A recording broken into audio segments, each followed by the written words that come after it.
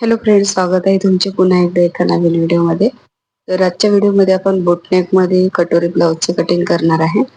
तर हे बघा, इथे मापला ब्लाउज आलेला आहे. तर हे बोटनेक मध्ये आहे आणि समोरून बघा हे कटोरी ब्लाउज आहे.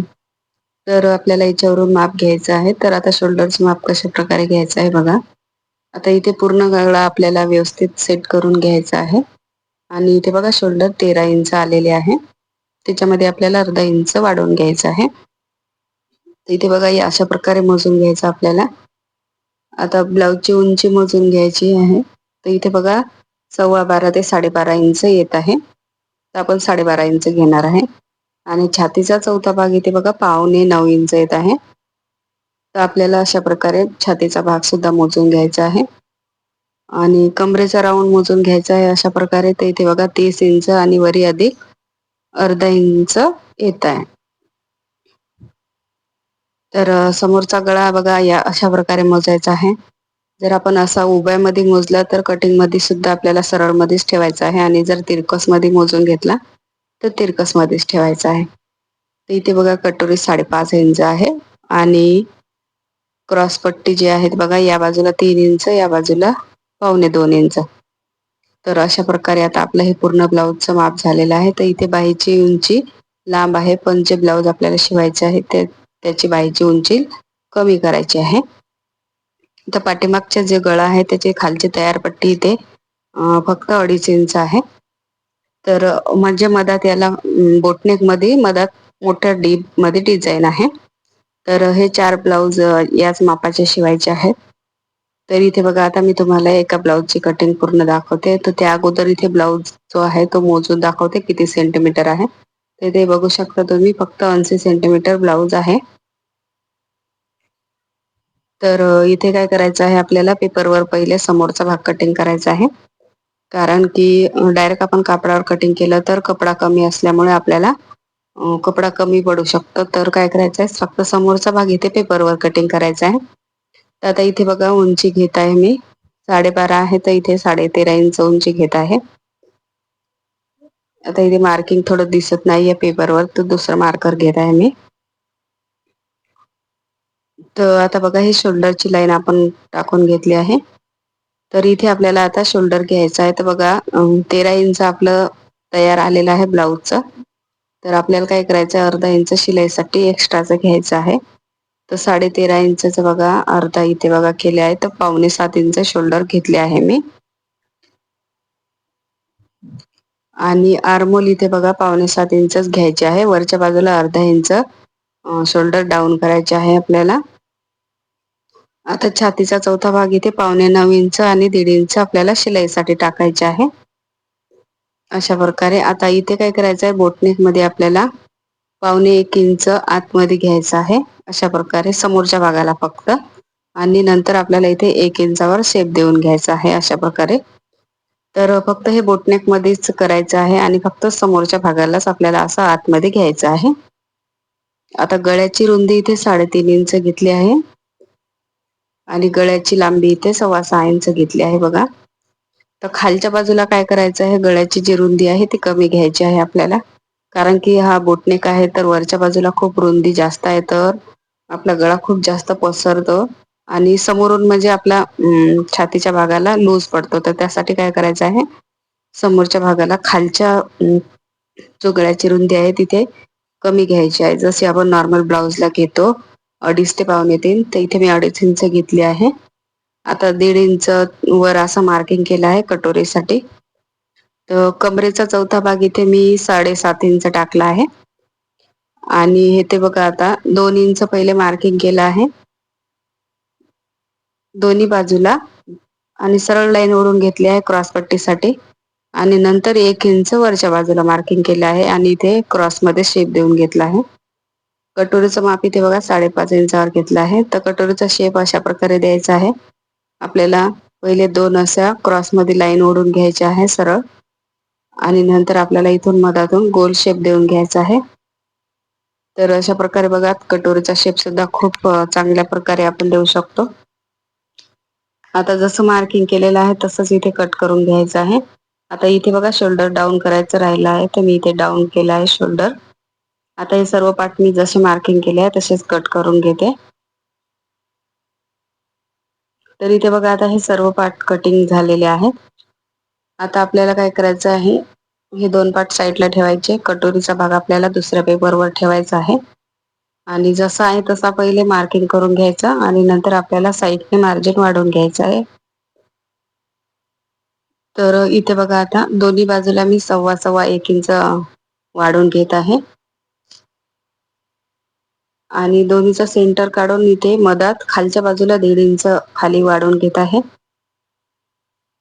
अशा प्रकारे जर आता हे छातीच्या भागावरून जर कमी जास्त इथे होऊ शकते.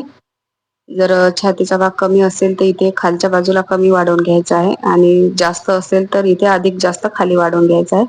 मी इथे 1.5 इंच घेतला आहे. आता इथे बघा समोरचा जो आयोकाची बाजू आहे तिथे आपल्याला कोणतंही मार्जिन वाढवून घ्यायचं नाहीये कटोरीला आणि वरच्या बाजूला इथे 1.5 इंच असं क्रॉस मध्ये देत असं शेप देऊन घ्यायचा आहे वाढवून आणि जसं मार्किंग आहे तसंच इथे कट करून घ्यायचं आहे. आता ही आपली कटोरी तयार झालेली आहे बघा. तर आता हे तिन्ही पार्ट आपले इथे झालेले आहेत. आता हे कापडावर आपल्याला कटिंग करायचं आहे. तर पाठीमागचा भाग मी डायरेक्ट कापडावरच कटिंग करते. तर इथे बघा बंद बाजू आपल्या साईडला ठेवून घ्यायची आहे. आता ब्लाऊजची पूर्ण उंची इथे 13.5 ठेवली आहे मी. आपली 12.5 इथे तयार येणार आहे. तर अशा प्रकारे बघा आता शोल्डर लाईन ओढून घेतली आहे.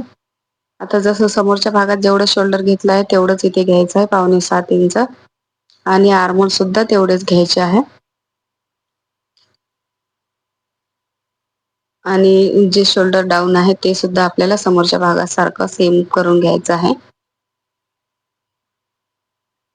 आता इथे आपल्याला छातीचा चौथा भाग घ्यायचा आहे. त्या अगोदर इथे पाठीमागच्या भागाला 1 इंचावर आपल्याला शेप देऊन घ्यायचा आहे अशा प्रकारे आर्महोलचा. आता शेप देऊन झाल्याच्या नंतर इथे आपल्याला आर्महोलचा जो राऊंड आहे तो मोजून घ्यायचा आहे. तर आता या ब्लाऊजचा 7 इंच येत आहे. तर मापाच्या ब्लाऊजचा बघू आपण किती इंच येत आहे. तर इथे सुद्धा 7 इंच तयार येत आहे. तर म्हणजे आपलं आर्महोलचं कटिंग बरोबर झालेलं आहे. 3.5 इंच गळा रुंदी. आता इथे खालच्या बाजूला 2.5 इंच पाहिजे आहे. तर मी इथे 3.25 इंचावर मार्किंग करत आहे म्हणजे तयार पट्टी आपली 2.5 इंच येणार. आता इथे काय करायचं आहे, खाली 3.5 इंचावर बोटनेकचा आपला शेप देऊन घ्यायचा आहे आणि खाली नंतर आपण कोणता पण इथे शेप देऊ शकतो. तर त्यांनी मला डिझाईन व्हॉट्सअप केली आहे. तर मी तशा प्रकारे इथे चारी ब्लाऊजला वेगवेगळे मधात शेप देऊन घेणार आहे. तर इथे बघा वरच्या बाजूला बोटनेकचा असा शेप देऊन घ्यायचा आहे आणि खालच्या बाजूला इथे कोणती पण तुम्ही मधात शेप देऊ शकता, डिझाईन करू शकता. तर अशा प्रकारे आता हा पाठीमागचा भाग झालेला आहे. आणि आता इथे बघा कमरेचा चौथा भाग घ्यायचा आहे. 7.5 इंच, 1.5 इंच शिलाईसाठी आणि अर्धा इंच पाठीमागच्या टक्ससाठी. तर आता हे जसं मार्किंग आहे तसं इथे कट करून घ्यायचं आहे.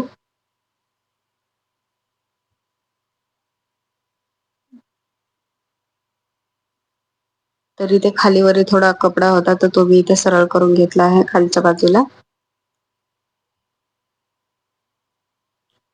आता हा पाठीमागचा भाग इथे साईडला ठेवून घेतला आहे आणि कपडा या प्रकारे सरकवून घेतला आहे. आता इथे काय करायचं आहे, आपल्याला हे जे पेपरचे पॅटर्न आहे ते ठेवून घ्यायचं आहे. तर याच्यामध्ये आपल्याला कुठे वाढवायचं आहे तर ते सांगतो मी तुम्हाला. पहिले आपल्याला व्यवस्थित ठेवून घ्यायचं आहे. तर इथे पूर्ण पहिले जसं आहे तसं मार्किंग करून घ्यायचं आणि नंतर जो आपला समोरचा कटोरीचा भाग आहे तर त्या भागालाच फक्त इथे 1.5 इंच वाढवून घ्यायचा आहे आणि खालच्या भागाला जिथे आपण क्रॉसपट्टी जोडणार आहे तिथे सुद्धा इथे 1.5 इंच वाढवून घ्यायचं आहे. कारण की समोरच्या भागात आपण उंची जेवढी आहे मागची तेवढीच घेतली आहे. तर त्यासाठी काय करायचं आहे, इथे वाढवून घ्यायचं आहे. जेणेकरून क्रॉसपट्टीमध्ये जोडण्याचं जे शिलाई मार्जिन आहे तर त्याने आपली उंची कमी नाही झाली पाहिजे. तर अशा प्रकारे हे आपला समोरचा एक पार्ट तयार झाला. आता क्रॉसपट्टी सॉरी इथे कटोरीचा भाग ठेवून घ्यायचा आहे. तर कटोरी इथे अशी तिरकस मध्ये ठेवून घ्यायची आहे.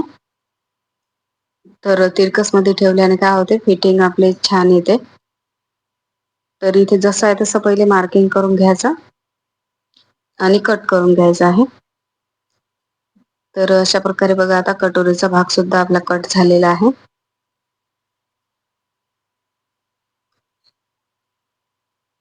तर आता इथे काय करायचं आहे, बाहीचं कटिंग करायचं आहे. तर इथे त्यांना छोटी बाही पाहिजे आहे, तर त्यांनी दुसरा ब्लाऊज मापाला दिले आहे छोट्या बाहीचं.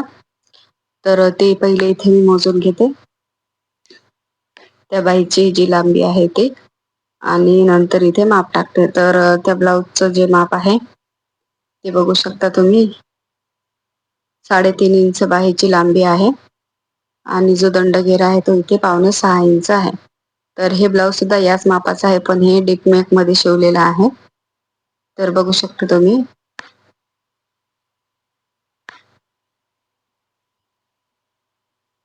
तर इथे आता मी बाहीचं माप टाकत आहे बघा.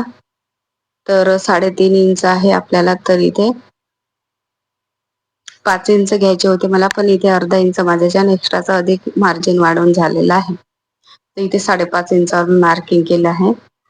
आणि कॅफाईड बाहीची इथे 3 इंचावर टाकली आहे बघा. आणि जी घडी आहे ती जेवढा छातीचा चौथा भाग आहे 9.25 इंच तेवढाच घेतला आहे. आणि अशा प्रकारे शेप देऊन घेतला आहे 2 इंच आतमध्ये मार्किंग करून. आता इथे खालच्या बाजूला काय करायचं आहे, 1 इंच आपल्याला वर मार्किंग करायचं आहे आणि तिथून असं क्रॉस मार्किंग करून घ्यायचं, कारण 1 इंच आपलं पट्टी फोल्ड मध्ये जाणार आहे. तर हा साधा ब्लाऊज आहे बिना अस्तरचा, तर इथे आपण दंडघेऱ्याला 1 इंच पट्टी फोल्ड करतो. आता सेंटरला कट देऊन घ्यायचा आहे, 2 भाग असे मागे ओढून घ्यायचे आहे आणि इथे आपल्याला असा शेप देऊन घ्यायचा आहे समोरच्या भागाचा. आणि जिथे शेप दिला आहे तिथे मार्किंग सुद्धा करून घ्यायचे आहे, जेणेकरून आपल्याला स्टिचिंग करता वेळी सोपं जाईल की आपण इथे समोरच्या भागाचा शेप दिला. आता इथे आपल्याला क्रॉसपट्टी ठेवून घ्यायची आहे, तर याच्यामध्ये सुद्धा आपल्याला वाढवून घ्यायचं आहे, कारण की याला जोडण्यामध्ये आपल्याला अधिक कपडा लागते आणि समोरच्या भागाची उंची सुद्धा आपल्याला वाढून भेटते. तर इथे काय करायचं आहे, जी आय हुकाची बाजू आहे तिथे 1/2 इंच वाढवून घ्यायचं फक्त आय हुक पट्टी जोडण्यासाठी. आणि बाकीचं नंतर काय करायचं आहे, इथे वरच्या बाजूला 1/2 इंच अधिक वाढवून घ्यायचं आहे बघा असं. आणि इथे कट करायचं. आता ही क्रॉसपट्टी मी इथे डबल मध्ये कट केलेली आहे, कारण साधा ब्लाऊज आहे ते याला डबल क्रॉसपट्टी लागते. पण आता हेच ब्लाऊजचे माप ठेवून मी दुसरे ब्लाऊज पण कटिंग केले, तर त्याच्यामधले 2 ब्लाऊजचे पीस अधिकच लहान होते, तर त्याला काही डबल मध्ये निघले नाही. आता इथे एवढा कपडा वाचला, तर ह्याच्यामध्ये डिझाईन बनवायची का गळ्याला पट्ट्या करायच्या, कमरपट्टी करायची, तर जेवढं निघते तेवढं आपण बघू. इथे बघा सर्व पूर्ण ब्लाऊजची कटिंग झालेली आहे.